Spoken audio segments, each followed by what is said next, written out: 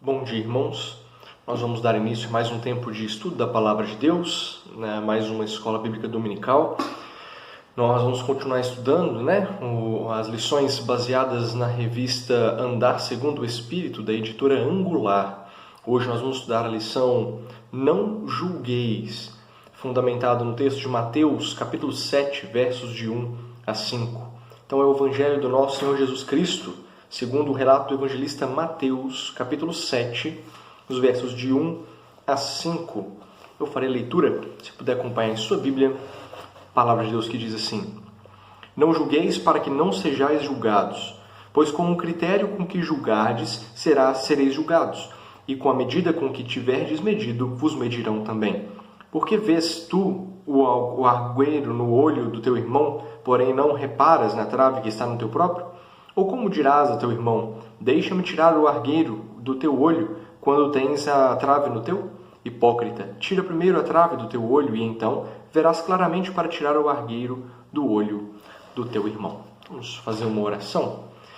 Senhor Deus, em tua presença, ó Pai, nós nos colocamos para que o Senhor dirija a nossa vida nesse momento, para que o Senhor fale ao nosso coração, mas também, ó Pai, fazemos com gratidão e louvor ao Senhor, porque o Senhor está no meio de nós. O Senhor, ó Pai, é quem nos dá a instrução, que dirige a nossa vida. O Senhor é o Senhor da nossa história, por isso somos muito gratos ao Senhor e louvamos e exaltamos o Teu santo nome. Obrigado, ó Pai, por esse tempo de estudo da Tua Palavra. Abençoa-nos nesse dia, nesse momento, a oração que fazemos no nome de Jesus. Amém. Então, irmãos, não julgueis, essa é a mensagem desta manhã de domingo. Um tempo atrás, uma foto viralizou na internet, e repercutiu bastante por conta de um comentário que estava associado a essa foto. Talvez você se lembre, ou então se você não tomou conhecimento na época, eu não lembro quando foi exatamente, mas era uma foto de uma mulher com o filho do lado, mexendo no celular, enquanto o filho do lado estava ali com aquelas mochilas guia, aquela mochilinha que geralmente tem uma guia que a mãe segura. Tem muita gente que é meio controverso o uso dessa mochila. Tem gente que fala que é uma coleira, e tem quem defenda e tem quem fale contra, fale mal disso. Mas é uma mochilinha que a criança usa, e tem ali uma guia que a mãe segura. Então a criança ela pode andar num espaço limitado e a mãe está sempre segurando ali a criança, mas dá uma certa liberdade para a criança andar à sua volta. A ideia aqui não é falar sobre é certo, errado, quem concorda e quem não concorda com o uso dessa mochila guia, Eu não sei se esse é exatamente o nome dela não, mas eu vou chamar assim. Mas enfim, a foto era essa, a mãe segurando, porque parecia a mãe, segurando ali o celular, segurando ali a guia e o filho do lado, olhando para baixo, meio cabisbaixo ali. E a crítica vinha dizendo, falou, olha a que ponto chegamos, O filho na coleira e a mãe mexendo, enquanto a mãe mexe no celular. Isso foi a crítica que foi feita da foto. E muita gente ali aprofundou essas críticas e traçou várias e ríspidas mensagens para essa mãe. Essa foto foi tirada por uma pessoa aleatória que estava passando na rua. Isso deu muita dor de cabeça para aquela família, para aquela mãe, para aquele filho. E até que ela conseguiu pegar aquela foto e explicar aquilo na internet. Falou assim, olha, eu carrego meu filho com essa mochila guia porque ele é autista e tenho muita dificuldade, ele é muito pequeno e tenho muita dificuldade de controlar ele no ambiente público. Então, para que ele não se perca, para que ele não saia correndo e entre na frente de um carro, para que eu consiga controlá-lo melhor ali, para que ele não consiga ficar com ele no colo o tempo todo. Então, eu mantenho ele nessa guia quando eu saio na mochila guia, para que ele tenha uma certa liberdade, mas também eu tenha a segurança de andar com ele. E naquela hora que eu estava com o celular na mão, eu estava justamente pedindo um Uber para poder voltar para casa. Então a pessoa que olha para uma foto fora de contexto, sem conhecer a história da mãe, faz um julgamento pecaminoso. E é sobre isso que nós vamos falar nesta manhã. Este caso ficou famoso, e é o que eu exemplifiquei aqui. Mas quantas vezes nós não agimos de maneira semelhante, Nós julgamos as pessoas de maneira parcial e pecaminosa. Não conhecemos o que está acontecendo na vida da pessoa, não sabemos a história por trás daquela cena, mas observamos algo ou ouvimos falar de algo que é ainda pior, e aí nós julgamos e tiramos conclusões acerca de quem é a pessoa, do caráter da pessoa, do que ela fez de certo ou de errado ao nosso ver. Então, esse tipo de julgamento que Cristo está condenando aqui, falando que é um julgamento pecaminoso que nós não devemos fazer. Quantas vezes, infelizmente, nós cometemos esse erro e fazemos esse tipo de julgamento? Olhando para o texto, né, para o contexto que nós encontramos essa mensagem, né, a literatura de Mateus ela reflete a luta de uma comunidade para reconstruir a sua fé diante de inúmeras situações de crise. O Evangelho de Mateus, então, foi escrito quando um grupo de judeus que seguia os ensinos de Jesus começou a distanciar-se de um grupo judaico majoritário, vendo-se, portanto, forçado a delinear a sua identidade e defender os seus pontos de vista. Este era um processo natural e cada grupo procurava definir as suas práticas, seus ensinos e, em especial, seu posicionamento acerca da mais importante instituição da religiosidade, que é justamente a lei. De maneira que todo o Evangelho ele vai trabalhar essa realidade, mostrando, né, como aplicar a lei na nossa vida, mas sem nos tornarmos escravos da lei, mas sim vivendo a liberdade que Cristo nos concedeu. Então, ao longo de todo esse processo do registro de Mateus, né, e as ênfases que são dadas, elas trazem para nós, né, dentro dos ensinos de Jesus, essa realidade da liberdade e essa prática da lei sem a escravidão da lei, mas na liberdade que Cristo nos dá. E nós já vimos isso em outros momentos, né, que essa liberdade é baseada e fundamentada nos princípios e valores que norteiam as leis, porque eles são muito mais abrangentes, vamos assim dizer, né?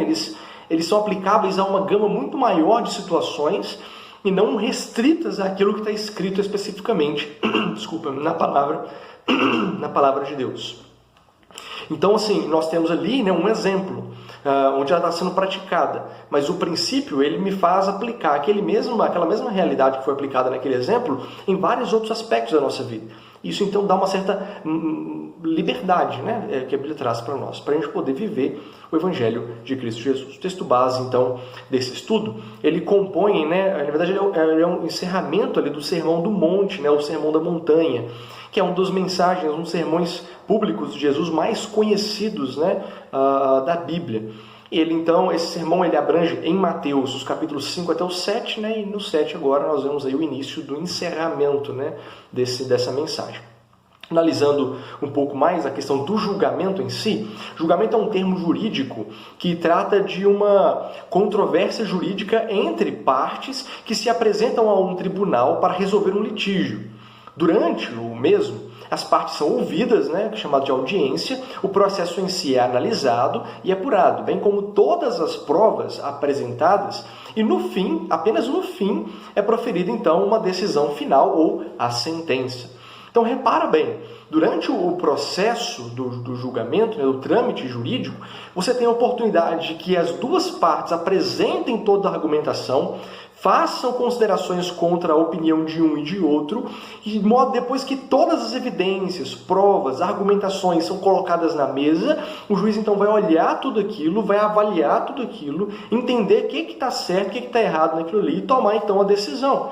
Então repara como o processo de julgamento é um processo muito mais profundo do que aquilo que muitas vezes nós fazemos. E por isso que Cristo condena o tipo de julgamento que muitas vezes nós fazemos, né, que é pecaminoso. Você vê a pessoa fazendo uma coisa lá e já traçam todo o histórico da vida da pessoa, as motivações pelo qual ela está fazendo aquilo, sem que você nem sabe o que passa na mente, no coração da pessoa e nem o que está acontecendo naquele dia na vida da pessoa. Então isso está errado, porque um julgamento... E essa descrição que eu trouxe, uma descrição até de dicionário, né, que nós trazemos então essa realidade de que o julgamento é algo muito mais profundo. Você precisa ouvir as duas partes, entender o contexto, entender as motivações, entender, ouvir uma gama de informações muito maior para tomar uma decisão minimamente plausível. Então, pensando no tribunal, na justiça que nós temos hoje no nosso país, né, que se aplica essa realidade também. Mesmo tendo tudo isso em mãos, às vezes o juiz ainda comete algum erro, ainda comete algum equívoco, porque às vezes ainda é confuso diante de tudo isso. Então o único e verdadeiro e perfeito juiz é Deus, porque sonda a mente e o coração. Então um assassino ele pode negar até a morte que ele matou uma pessoa, mas Deus sabe que ele matou, porque ele sonda a mente e o coração. Então o único que julga perfeitamente todas as coisas é Deus. Por isso que esse juízo, né, com relação à vida e à morte, essa realidade de eternidade, né, isso cabe apenas a Deus. Né? Nós não temos capacidade para falar. Fulano morreu, mas fulano era mal, foi para o inferno. Não sei. Eu não posso afirmar isso porque eu não tenho conhecimento do que aconteceu com a vida da pessoa. Eu sempre brinco, né, entre aspas, com o exemplo de Hitler, né? Que eu falo assim, gente, para mim Hitler se converteu antes de morrer, está no céu. Mas é um absurdo. Eu falo, não sei, eu não posso afirmar que foi para o inferno.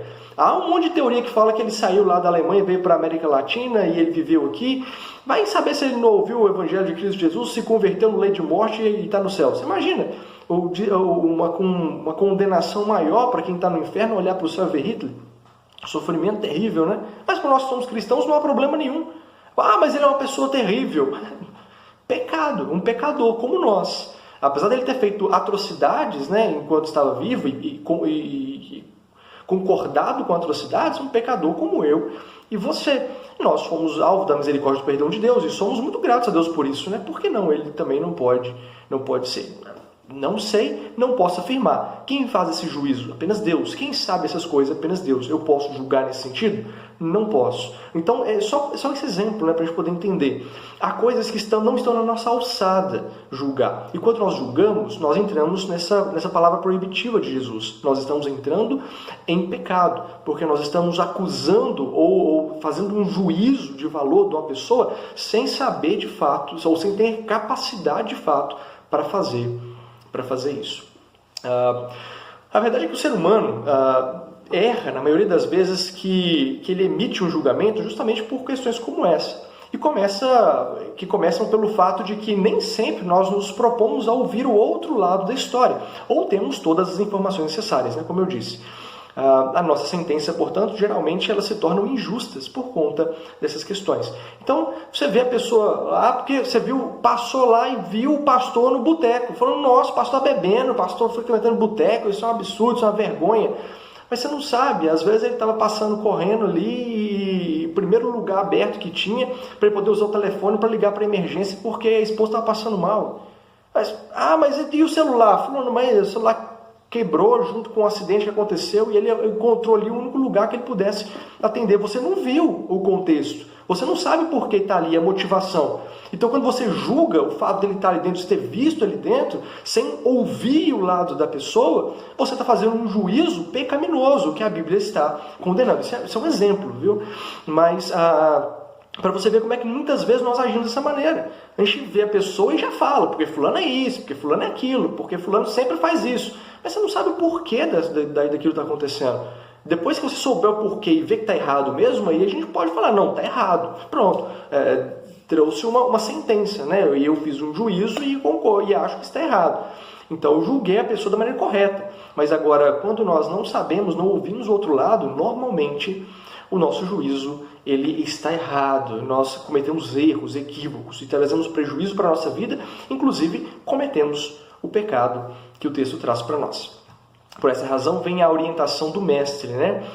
Observar a trave em nosso olho e lembrar que, com o juízo com que julgardes, sereis julgados, e com a medida com que tiverdes medidos, vos medirão também.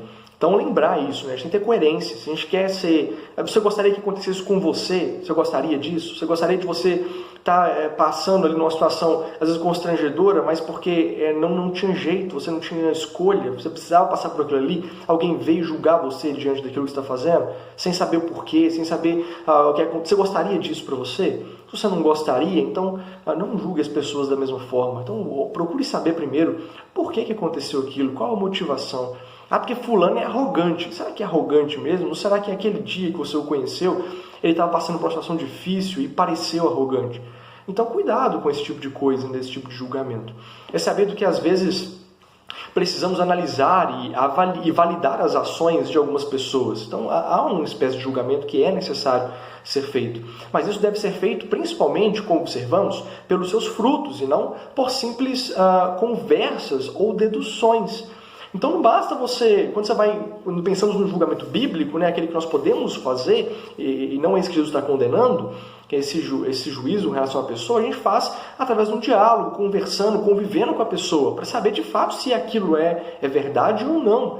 Então, inclusive tem uma fala, né, atribuída a Martin Luther King, que ele diz assim: a verdadeira medida de um homem não se vê na forma como se comporta em momentos de conforto e conveniência, mas em como se mantém em tempos de controvérsia e desafio.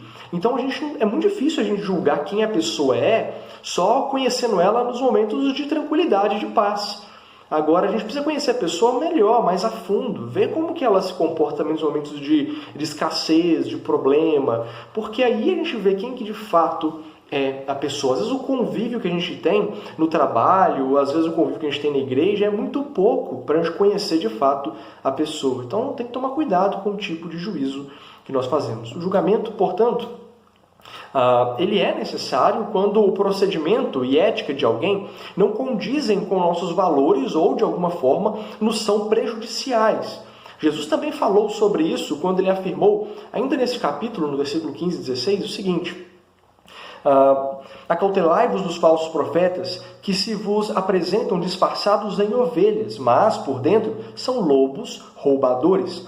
Pelos seus frutos os conhecereis. Colhem-se porventura uvas dos espinheiros ou figos dos abrolhos? Então há um tipo de julgamento que nós fazemos, né? Assim, nós olhamos, analisamos as duas partes e fazemos um juízo a respeito disso. Ele fala, olha, acautelai-vos dos falsos profetas. Então como é que você sabe que são falsos profetas? Porque em algum momento ele vai falar uma coisa em nome de Deus e essa coisa não se cumpre. Se essa coisa não se cumpre, ela não vem de Deus, então é mentira. Então, toda a palavra daquela pessoa que se diz profeta cai por terra, porque ela já provou que é um mentiroso, que não é um profeta de Deus, mas está falando coisas da sua cabeça, está inventando. Então, a gente entende essa realidade com base num olhar mais abrangente na vida da pessoa. O que ela falou, a gente dá ali a questão da dúvida, né, a respeito daquela pessoa, do que ela falou, depois a gente olha se cumpre ou não. Não se cumpriu, então, bom, é um falso profeta. Então, a gente chega nessa conclusão com base em toda essa análise. Esse tipo de juízo, sim, né, Jesus, inclusive, manda que a gente faça. Esse tipo de juízo está correto, né, mas desde que você tenha todas as informações necessárias. Há momentos em que a gente nunca vai ter todas as informações necessárias. Nesses momentos, o juízo é absolutamente proibido, né, ou pecaminoso, se a gente vier a fazer. Esse processo, portanto, de acautelar, que Jesus vai falar, né, de sermos cautelosos e nos prevenirmos contra a ocorrência de um mal ou um inconveniente, passa, portanto, pelo julgamento, uma espécie de julgamento, né? Pois é preciso analisar essa situação. Porém, a nossa postura quanto a isso não deve ser um julgamento desmedido. Essa análise não pode ser apenas uma crítica, um julgamento negativo, onde evidenciamos as falhas da pessoa e exaltamos as nossas ações que julgamos perfeitas. Mas deve promover um cuidado, um crescimento que deve ser feito em temor e amor cristão. Então entenda isso, né? Chegou à conclusão de que a pessoa é um mentiroso mesmo, porque ela falou um monte de coisas, essas coisas comprovaram que eram mentiras de fato, então a pessoa é um mentiroso. Então, em vez de você trazer um juízo condenatório, tipo de afastar, de não se relacionar mais com a pessoa, tenha misericórdia da pessoa, né? É claro que você tomar os devidos cuidados, não vai acreditar em tudo que a pessoa fala, porque ela se mostrou um mentiroso. Mas você vai usar de misericórdia para ajudar a pessoa, dentro daquilo que é possível, a sair dessa realidade ou enxergar o erro e a vida de pecado que a pessoa está vivendo. Então, dentro dessa perspectiva, o juízo que fazemos, ele não deve nos afastar das pessoas, mas ele nos deve aproximar mais, no sentido de ajudar a caminhar com a pessoa, naquele princípio do discipulado cristão, né? De caminhar junto para podermos crescer juntos no Evangelho de Cristo Jesus, de enxergarmos e procurarmos juntos pelos erros que cometemos em nossa vida, para deixá-los, abandoná-los, para viver cada vez mais uma vida de integridade e fidelidade nos caminhos do Senhor. Então, esse tipo de juízo ele deve culminar, né? Ele deve resultar nesse tipo de coisa. Por isso ele deve ser algo que nos aproxima mais de Deus e mais daquela pessoa que precisa ouvir mais de Deus. Analisando melhor o texto propriamente dito, então em Mateus, Jesus Cristo é apresentado como o mestre da justiça, pois a justiça é a base do reino de Deus. Assim, ser cidadão do reino é ser uma pessoa que busca incessantemente praticar a justiça. E no capítulo 7, portanto, encontramos as regras finais de conduta para a prática e o exercício dessa justiça na vida cotidiana. Interessante perceber que, ainda que o tema de justiça seja central no discurso de Jesus, Nesse sermão, ele tem uma preocupação, orientar as pessoas a não julgarem. Jesus aqui não nos proíbe de fazer reflexão sobre a vida, né? Como eu disse, no próprio versículo 15 e 16, ele vai mencionar sobre esse tipo de reflexão, né? Esse tipo de juízo que é permitido, né? E que seria, ele orienta então as pessoas a não julgarem, mas ele fala, olha, há um determinado ponto que nós precisamos analisar as situações. Jesus aqui então não nos proíbe de fazer uma reflexão sobre a vida, nem tampouco sobre a conduta das pessoas. Portanto, essa mensagem no começo não se trata desse tipo de reflexão, né, para a gente poder diferenciar do juízo que está sendo falado explicitamente no versículo. Analisar então as reações humanas é parte da nossa natureza. Aqui a preocupação de Jesus, portanto, é orientar o povo a não cair no fácil e arrogante papel de se tornar dono da verdade, de julgar, condenar uma pessoa sem antes ter feito um exame da sua própria vida.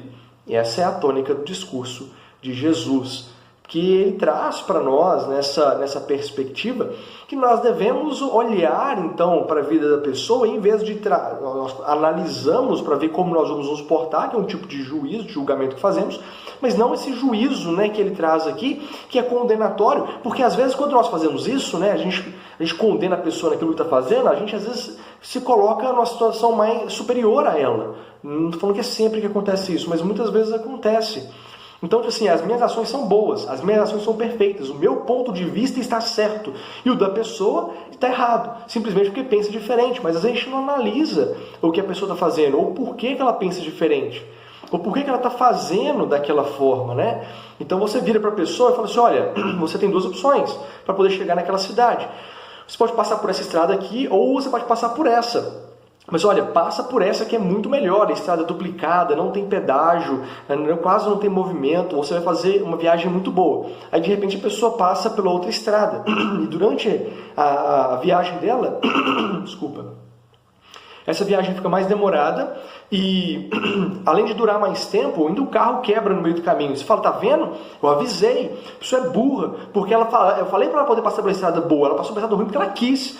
Tá vendo? É ignorante, não me ouve, mas você não sabe o ponto de vista da pessoa. Então, quando você age dessa maneira, você está julgando a pessoa e está se colocando superior a ela. Aquilo que eu acredito, aquilo que eu vejo, aquilo que é a minha opinião, ela é melhor, porque eu tenho essa capacidade melhor de discernir as coisas, eu sou melhor do que a pessoa. É quando você vai analisar o ponto de vista da pessoa, ela passou por aquele caminho porque ela não estava com pressa, e aquele caminho de fato é muito mais bonito, ele é mais perigoso, mais longo, mas ele é muito mais bonito, e ela estava passeando, e ela foi passar por aquele caminho, e teve a fatalidade de ter um problema no carro e ficar parado ali pelo caminho.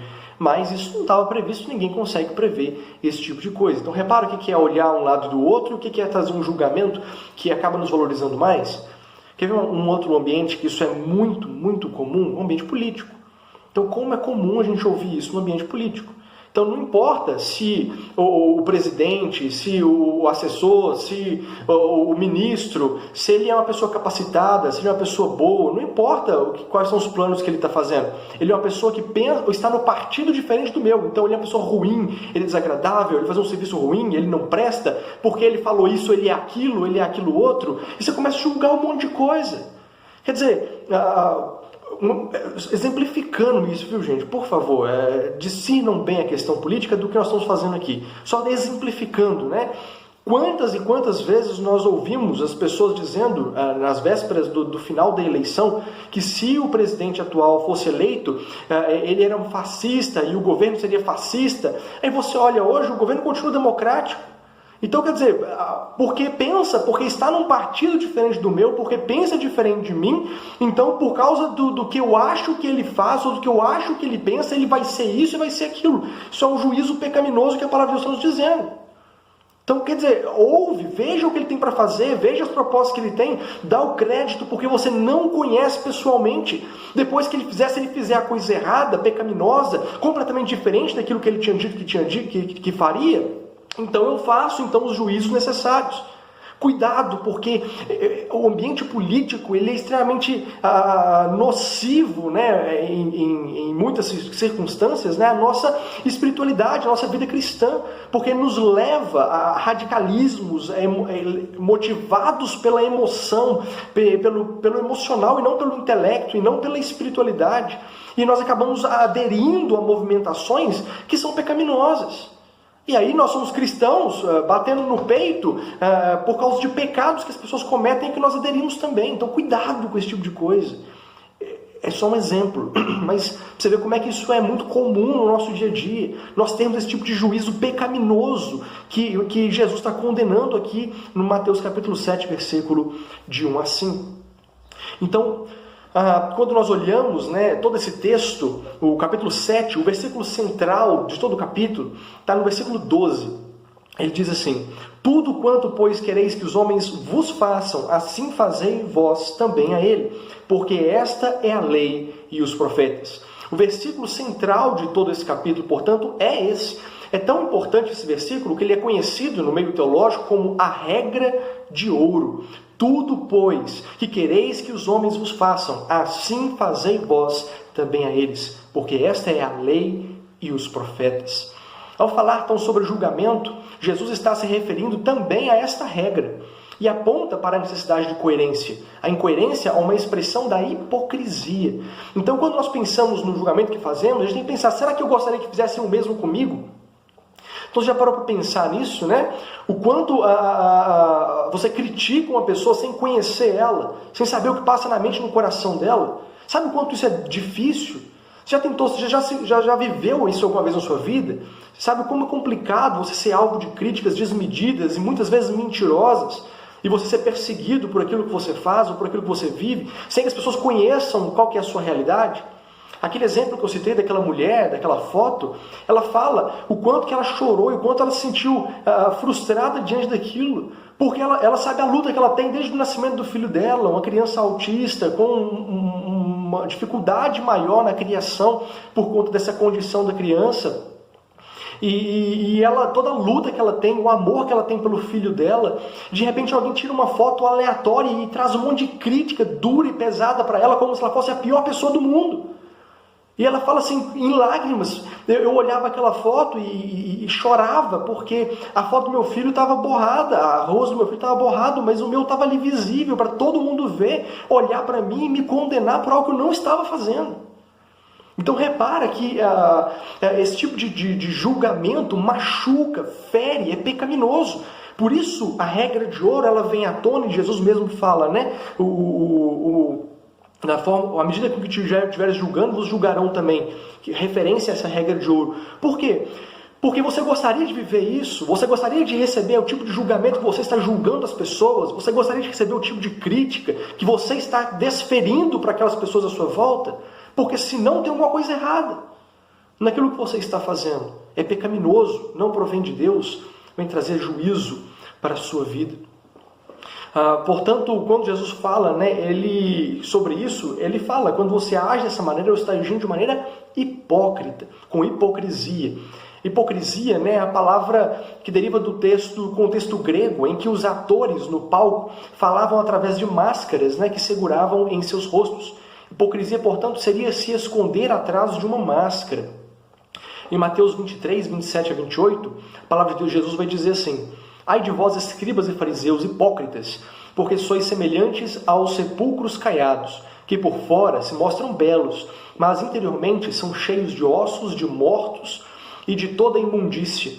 Ainda assim também vós exteriormente pareceis justos aos homens, mas por dentro estáis cheios de hipocrisia e de iniquidade. Jesus condena veementemente a hipocrisia.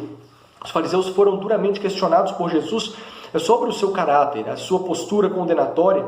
Jesus então os chama de hipócritas por estarem mais preocupados com aparências. Gostavam de impor às demais pessoas exigências que eles mesmos não conseguiriam cumprir. E às vezes nós fazemos isso, né? A gente julga a pessoa, mas a gente não gostaria de ser julgado da mesma maneira. E quando a gente faz isso, a gente está agindo com hipocrisia, porque a gente está se considerando melhor do que a pessoa, incapaz de cometer o mesmo erro que a pessoa, e aí a gente está se colocando numa situação que a gente não está. para poder condenar e julgar a pessoa que está ao nosso lado, ou próximo a nós, ou que nós estamos observando. Hipocrisia é uma das atitudes condenadas por Cristo e mencionadas nesse versículo. A segunda atitude, portanto, ela traz para nós o argueiro ou a trave, e a trave, né, que ele menciona no versículo, né? Versículo 3, porque vês tu, argueiro, no olho do teu irmão, porém não reparas na trave que está no teu próprio. A palavra argueiro pode ser traduzida por cisco, e a palavra trave ela pode ser traduzida também por viga, né? Que seria aquele grande tronco de madeira que é muitas vezes utilizado para sustentação, utilizado nas construções. A ideia mesmo é ser completamente discrepante, né? Você pensar aí num cisquinho que às vezes entra no seu olho, aquele grãozinho quase do tamanho de uma areia, de um grãozinho de areia, e por outro lado uma viga enorme, né? De madeira que é usada para sustentação e construção. Quando ele relaciona essas duas palavras com diferenças tão exageradas de proporção, Jesus chama a atenção para os critérios de julgamento utilizados. Nós somos muitas vezes cruéis e minuciosos para enxergar as pequenas fragilidades nas pessoas ao nosso redor, mas incapazes de perceber os nossos erros. E muitas vezes são exageradamente maiores e mais perversos do que aqueles a quem nós acusamos e julgamos.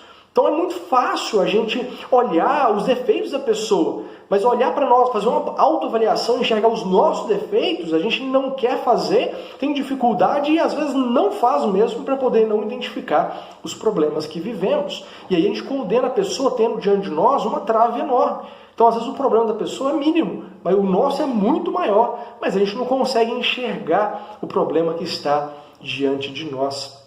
Ele continuou dizendo, Jesus continuou dizendo no texto, né? Tira primeiro a trave do teu olho. Na lógica do versículo 12, né? Do que nós mencionamos, né? Tudo que eles nos façam assim, fazei vós também a eles. A cidadania do reino de Deus, a prática da justiça, requer primeiro uma mudança pessoal e por isso é preciso primeiro tirar a trave do olho para depois podermos ver o cisco no olho do outro. Então primeiro a gente tem que acertar a nossa vida. Como isso é uma realidade que a gente nunca vai concluir em vida, a gente tem que estar sempre aí com muito cuidado para poder fazer essas avaliações a respeito da vida da pessoa. Então, esse tipo de julgamento, né, de olhar a pessoa e julgar o que ela está fazendo sem conhecer o outro lado, nunca deve ser feito, porque ele é pecaminoso. Aquele tipo de juízo que a gente faz com base em avaliação e observação é mais no sentido da preservação da nossa fé, da nossa integridade física, moral e espiritual.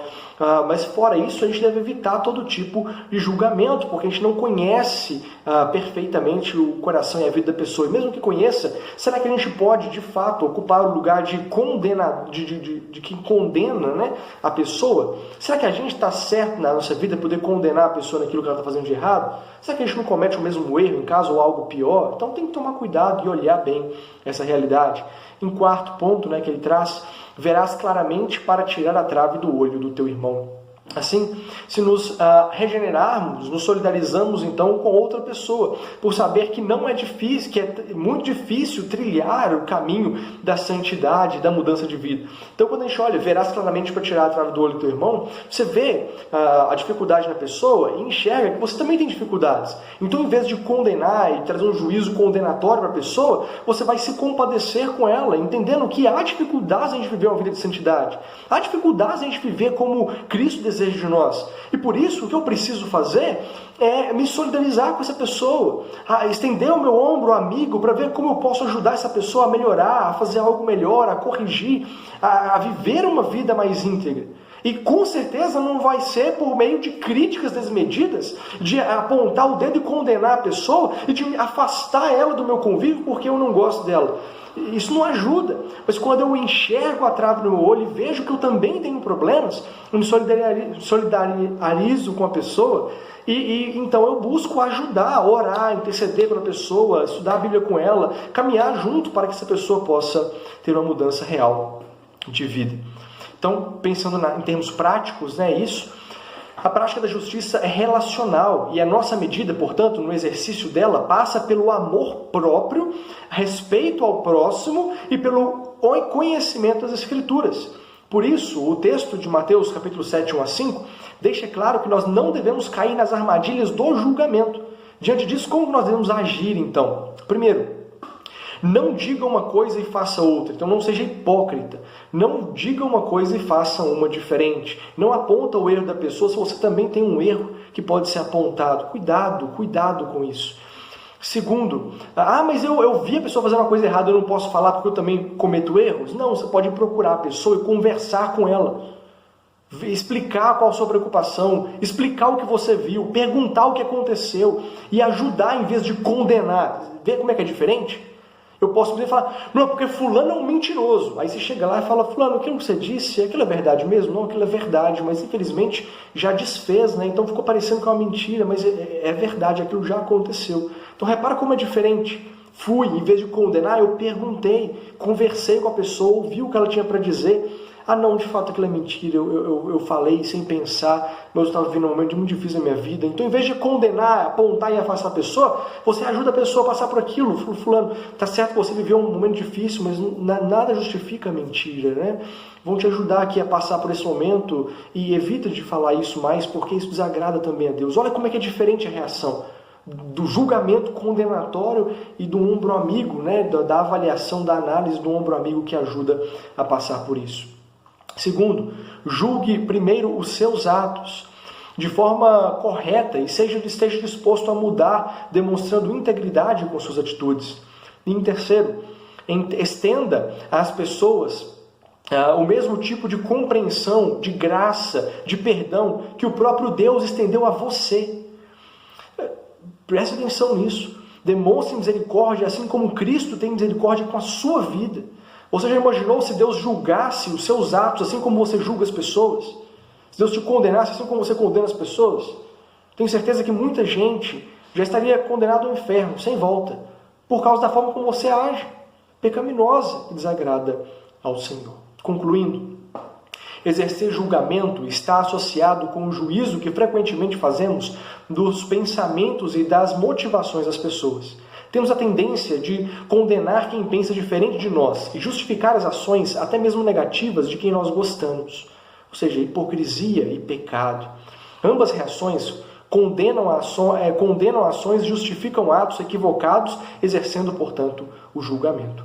Opinar sobre as decisões alheias é correr um perigo, pois nem sempre sabemos quais os motivos levaram a pessoa a agir daquela forma. Ao invés de julgarmos as pessoas de forma irresponsável e sem levar em conta as nossas falhas, culpas e dificuldades que nós temos, nós devemos agir como Jesus agiu e chamá-las, acolhê-las, amá-las com as nossas palavras e atos, ajudar a pessoa a viver uma vida mais íntegra nos caminhos do Senhor. Esse é o amor ao próximo que Cristo espera que nós tenhamos. E assim como nós gostamos de ser tratados, que nós devemos tratar também o nosso próximo. Portanto, que Deus nos ajude a agir dessa maneira, a não julgar dessa forma pecaminosa que Jesus nos ensina aqui, mas que nós possamos exercer esse amor que Cristo tem por nós e buscar viver uma vida sem hipocrisia, fazendo aquilo para os outros que nós gostaríamos que fosse feito conosco, de agir para com os outros da mesma forma como nós gostaríamos que agissem para conosco. Que Deus nos ajude, que Deus nos abençoe nesse tempo difícil que nós estamos vivendo, a viver o julgamento, a não julgar, como Cristo nos ensina aqui, nos ensina a não julgar aqui no versículo 1 a 5 do capítulo 7, mas que nós possamos amar o próximo, estender o ombro amigo, orar, interceder e abençoar aquele que está à nossa volta, agindo para com o outro, sem hipocrisia, como nós gostaríamos que fizessem conosco. Vamos fazer uma oração? Pai, em Tua presença nós nos colocamos, ó Pai, desde já pedindo perdão pelas nossas falhas e nossos pecados e clamando ao Senhor, ó Pai, tem misericórdia de nós. Ajude-nos, ó Pai, a não fazer esse tipo de julgamento que o Senhor está condenando aqui, ó Pai, mas que possamos, ó Pai, agir com amor, com misericórdia, como o Senhor nos ensina. Que possamos viver para a honra e glória do Teu santo nome, com integridade de vida, colocando sem hipocrisia, colocando em prática os Teus princípios e valores. Clamamos ao Senhor, nos ajude a corrigir as nossas falhas, a fazer uma autoanálise, avaliar a nossa vida, avaliar os nossos atos e viver conforme a Tua vontade soberana. Ser misericordioso para conosco, ó Pai, em nome de Jesus clamamos a Ti. E oração que fazemos com gratidão nos corações, em nome de Jesus. Amém. Deus abençoe sua vida. Bom dia. Até a próxima, com a graça de Cristo Jesus.